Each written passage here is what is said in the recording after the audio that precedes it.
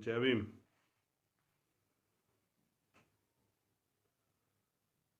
सभी संतों महापुरुषों को नमन करते हुए बहुजन समाज के सभी क्रांतिकारी साथियों को नीला सलाम।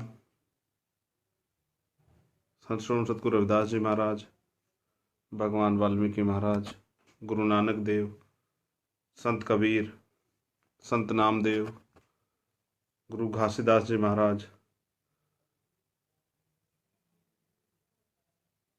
राष्ट्रपिता ज्योतिबा फुले, पेरियर साहब, बिरसा मुंडा, अभी चोहरमल जी की भी जयंती थी। बहुत सारे अन्य भी हमारे संत हैं, संत कबीर हैं, परम पूज्य पूजनीय बाबा साहब अम्बेडकर, विश्व रतन, और हमारे रहबर, हमारे आदर्श मान्यवर साहब श्री काशीराम।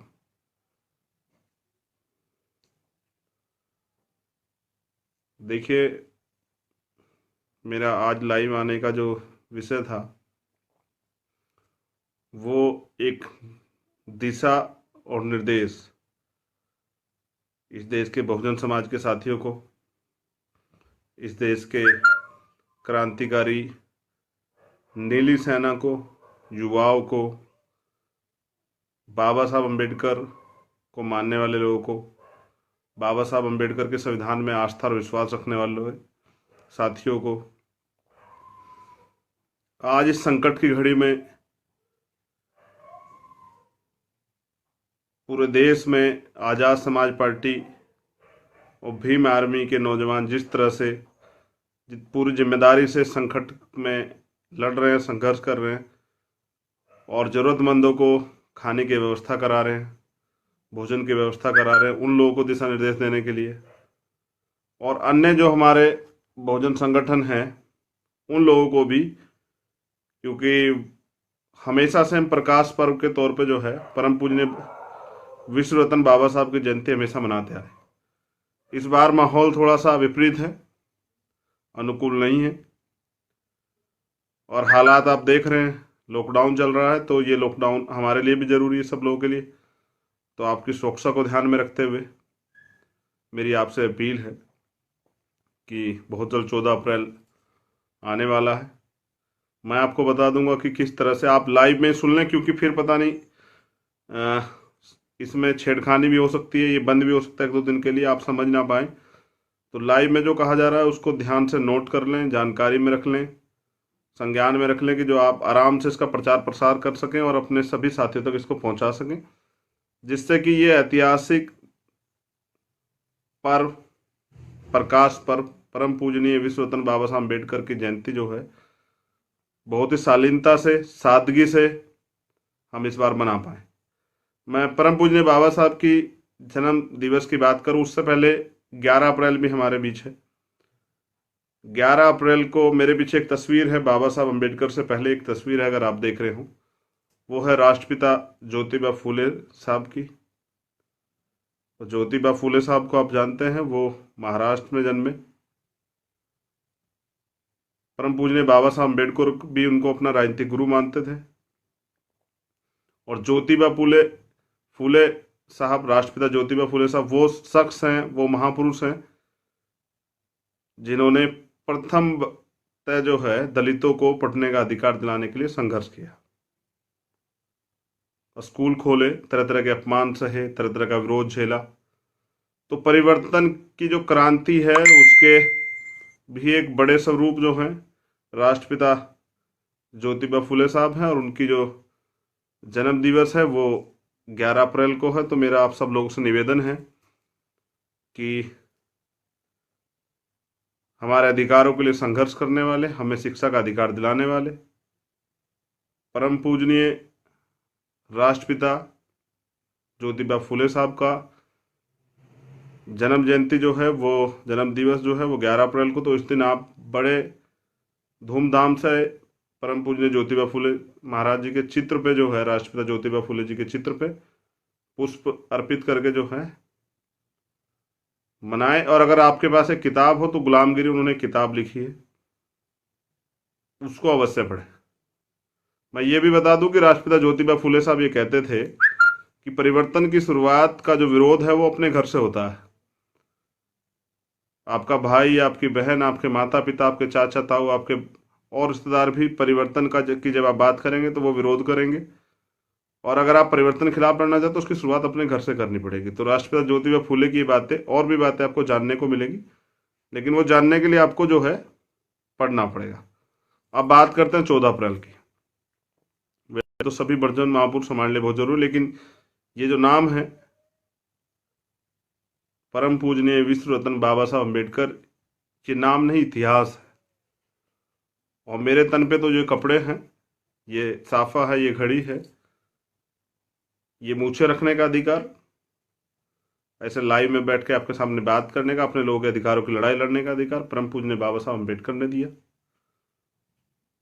और इस देश में किस तरह राजनीतिक सत्ता में हम लोग हिस्सेदारी कर सकते हैं, किस तरह से हम शासक बन सकते हैं, ये भी परम पूजनीय बाबा साहब अम्बेडकर और हमारे अधिकारों की सुरक्षा के लिए इस देश के कॉन्स्टिट्यूशन में सभी चीज ब्लूप्रिंट बना के गए। अभी तक वो संविधान पूर्ण रूप से लागू नहीं हुआ। अब मैं बता दूं आपको कि करना क्या।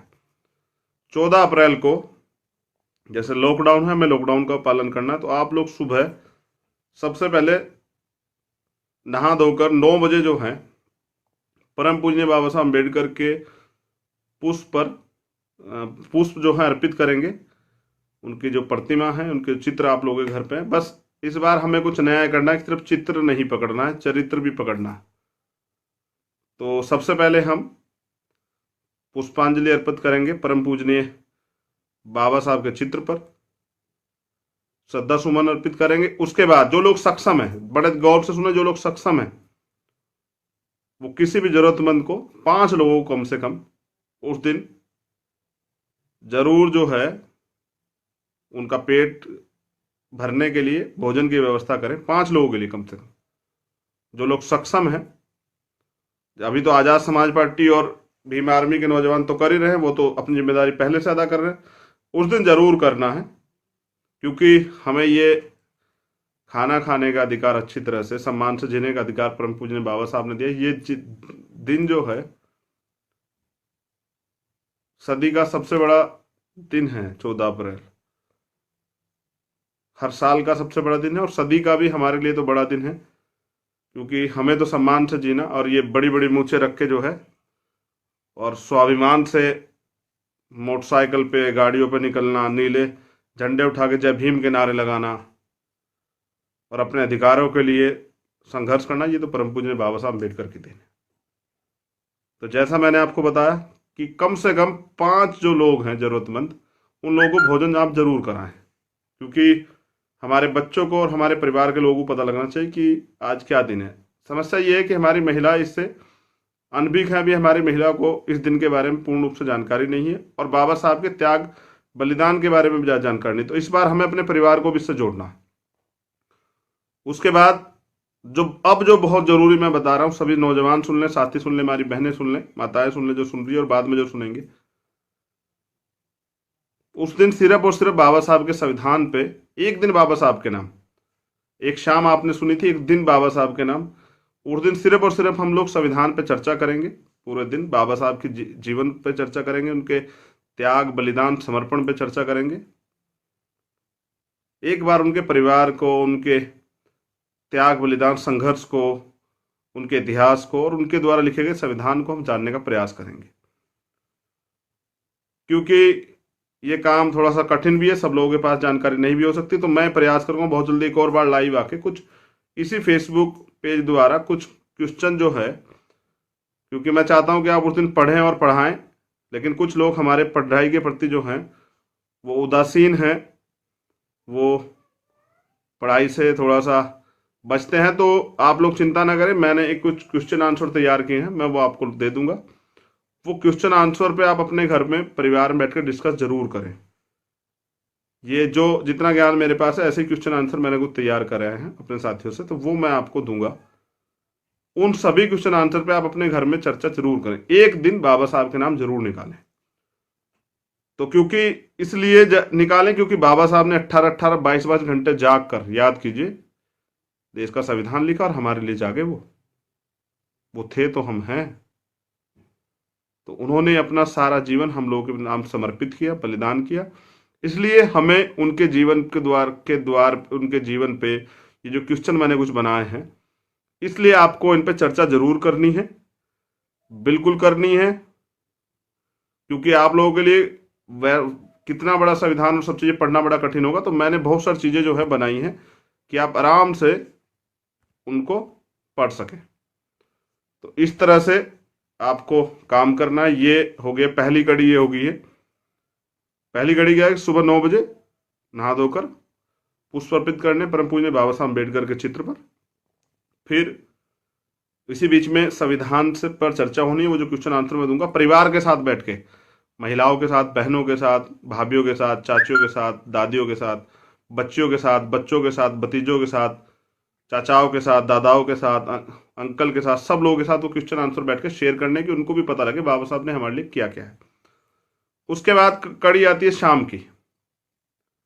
बहुत दिए तो आपने जलाए, और क्या कहूं मैं इस बात पे, किस तरह की मूर्खता देश में होती है।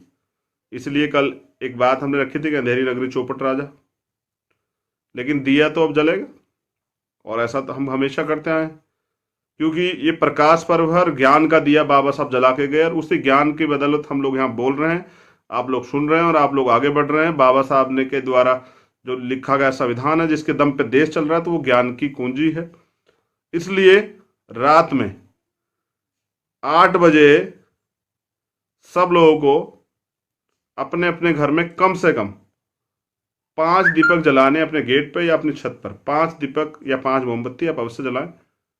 तथागत बुद्ध को मैंने इसलिए पीछे रोक दिया था, अब मैं उनको जोड़ रहा हूं। तथागत बुद्ध जो हैं, तथागत बुद्ध, बाबा साहब ने बौद्ध धर्म ग्रहण किया तो उनका एक ही उद्देश्य ये था कि वो हिंदू धर्म को त्यागना चाहते थे। क्योंकि बाबा साहब कहते थे मैं उस धर्म को नहीं मानता जिस धर्म में पैदा होते ही कोई, अब ये शब्द कहते भी बड़ी तकलीफ होती है, पैदा होते ही कोई नीच हो जाता है और पैदा होते ही कोई उच्च कोटि का हो जाता है। जन्म से ही, कर्म का कोई मतलब नहीं, जन्म से ही जो ऊंच और नीच में फर्क कर देता है, ऐसे धर्म को मैं नहीं मानता। इसलिए परम पूज्य बाबा साहब अम्बेडकर ने हिंदू धर्म त्यागा और बौद्ध धर्म ग्रहण किया। तो मोमबत्ती आपको 5 मोमबत्ती या 5 दीपक जो हैं, और जो सक्षम हो उसके बराबर वाले पे ना हो वो उसको व्यवस्था करा दे, ये भी आपकी जिम्मेदारी। एक दिन आता है हमारे पास, अपनी होली दिवाली सब 14 अप्रैल, समझ रहे हैं। दूसरा एक जरूरी काम ये करना है, ये दीपक जलाते हुए, ज्ञान का दीपक जब आप जला रहे हैं, ज्ञान के जब प्रतीक आप बाबा साहब परम पूज्य बाबा साहब अम्बेडकर को मानते हैं, तो संविधान की प्रस्तावना, ये सबसे महत्वपूर्ण बात, ये वही प्रस्तावना है जिसमें पूरे संविधान की जान है, आत्मा है। उस संविधान की आत्मा को, यानी कि संविधान की प्रस्तावना को, प्रिम्बल को जरूर पढ़ना है, अपने परिवार के साथ खड़े होकर संकल्प लेना है कि परम पूज्य बाबा साहब अम्बेडकर, इस कारवा को आप जहां तक लेके आए थे हम इसको पीछे भी नहीं जाने देंगे, और इसे आगे लेके जाएंगे, आपके संविधान की सुरक्षा करेंगे और उसे पूर्ण रूप से लागू कराने के लिए काम करेंगे। बहुत हो गया है, बहुत हो गया है। हर बात की एक सीमा होती है। मैं आप लोगों के भरोसे पूरी जिम्मेदारी से बात कर रहा हूं, सब लोगों से डिस्कस करके। अब समय आ गया है कि परम पूजनीय विश्व रत्न बाबा साहब अम्बेडकर के संविधान की सुरक्षा भी करनी है। आप देख रहे हैं किस तरह के हमले हो रहे हैं, और उस संविधान को पूर्ण रूप से लागू भी कराना है। तो मेरी ये अपील है आप लोगों से। मैंने पूरा प्रोग्राम बता दिया, क्वेश्चन आंसर मैं 1-2 दिन के लाइव के बाद आपको फेसबुक पेज के जरिए कैसे भी करके मैं आप इस पेज के जरिए भी या और अन्य तरीकों से भी आप तक पहुंचा दूंगा पूरे क्वेश्चन आंसर। लेकिन मैं चाहता हूं क्वेश्चन आंसर पर डिस्कस हो, संविधान पर डिस्कस हो। पूरी कड़ी है, सुबह बाबा साहब के चित्र पर पुष्प अर्पित करने हैं, उसके बाद संविधान पे चर्चा स्टार्ट करनी है, फिर किसी जरूरतमंद को खाना खिलाना है। सक्षम लोग करें, जो सक्षम ना हो वो ना करें, जो असक्षम हो वो ना करें, जो सक्षम लोग हों वो करें। फिर जैसा मैंने आपको बताया, वो संविधान के जो क्वेश्चन आंसर मैंने आपको दिए संविधान पर, बाबा साहब के जीवन पर, किस तरह की पीड़ाएं झेल के उन्होंने हमें ये जीवन दिया है, इतना सुंदर और सम्मान का जीवन। जिससे बहुत से लोगों को तकलीफें भी होती हैं, क्योंकि वो तो हमें आज भी नीच मानते हैं। तो उस पे काम करना है, उसको पढ़ना है, उसको डिस्कस करना है अपने परिवार के साथ बैठ के। और मिशन में अपने परिवार को भी जोड़ना है, अपने बच्चों को, दादियों को, अम्माओं को, चाचियों को, चाचा, ताया, दादा, बुआ, सब लोगों को जोड़ना है। उनको उनके साथ बैठ के डिस्कस करना है, क्योंकि जब आप बताओगे तभी उनको जानकारी होगी। समझ रहे हैं? फिर शाम में क्या करना है? 5 दीपक ज्ञान के जलाने, प्रकाश पर्व मनाना, और संकल्प लेना है भारत के संविधान की प्रस्तावना पढ़ते हुए कि हम सब लोग मिलकर परम पूजनीय बाबा साहब आपके कार्यों को आगे बढ़ाएंगे, आपको निराश नहीं करेंगे, इस संविधान की सुरक्षा करेंगे और इस संविधान को पूर्ण रूप से लागू कराने में मदद करेंगे। जो जिम्मेदारी आपने हम सब लोगों के लिए उठाई थी, आप थे तो हम हैं, अब हम उस जिम्मेदारी को पीछे नहीं छोड़ेंगे, अब हम उस जिम्मेदारी को निभाएंगे। ये संकल्प आपको लेना है। ऐसी जो है मेरी उम्मीद थी कि आप लोग इसमें पूरी मदद करेंगे, और 14 अप्रैल से पहले इसका इतना प्रचार प्रसार होना चाहिए कि ये हर घर तक पहुंच जाए। ये जिम्मेदारी आपकी है। मेरे पास यही एक माध्यम है आप लोगों तक अपनी बात पहुंचाने का। सोशल मीडिया में प्रयास करूंगा, ट्विटर से, फेसबुक के माध्यम से और व्हाट्सएप ग्रुप्स के माध्यम से इस बात को पहुंचाने का काम करूं। लेकिन मुझे उम्मीद है कि देश के दलित, पिछड़े, आदिवासी, मुसलमान, धार्मिक अल्पसंख्यक, अन्य धार्मिक अल्पसंख्यक और वो लोग जो भारतीय संविधान में आस्था और विश्वास रखते हैं, वो 14 अप्रैल को करे, ये जरूर करेंगे। आपको खुद पता लग जाएगा कि कौन कौन लोग इसमें आस्था और विश्वास रखते हैं। और मुझे पूरी उम्मीद है कि 14 अप्रैल का दिन ऐतिहासिक होगा, और कानून का पालन करते, लॉकडाउन का पालन करते, अपने घर पर रह के हम इसको पूरी जिम्मेदारी से, क्योंकि आप घर पे तो हैं ही, लॉकडाउन में घर पे तो पूरे दिन यही एक रूटीन बना के आपको करना है। तो मेरी बहुत बहुत मंगल कामना है आप सब लोगों के लिए। बाकी सरकार का खेल आप देख ही रहे हैं, उस पर चर्चा 1-2 दिन बाद करेंगे। किस तरह से जो है झूठ फैला जा रहा है, झूठ पे झूठ फैला। इसलिए मैंने आपसे अपील कर दी कि टीवी देखना बंद कर दें। टीवी देखना अगर देखे भी तो कृपया न्यूज ना देखें, बिल्कुल न्यूज ना देखें। अगर टीवी देखने का मन है तो कृपया बिल्कुल न्यूज ना देखें। अगर अपने मुल्क को बचाना चाहते हैं और इस देश को के अमन चैन भाईचारे को बचाना चाहते हैं तो बिल्कुल न्यूज ना देखें। बहिष्कार करें इन न्यूज चैनल का, तभी इनकी कल ठिकाने आएगी। जय भीम, जय भारत, नीला सलाम। 14 अप्रैल के लिए अभी से आपको जो है आपके लिए मंगल कामनाएं, मुबारकबाद। तो मेरी ये रिक्वेस्ट है, और मैं चाहूँगा कि इसमें इस बार मैं देखना चाहूँगा कि संविधान को मानने वाले लोग, सभी लोग इस बार 14 अप्रैल पे एक नया इतिहास रचे।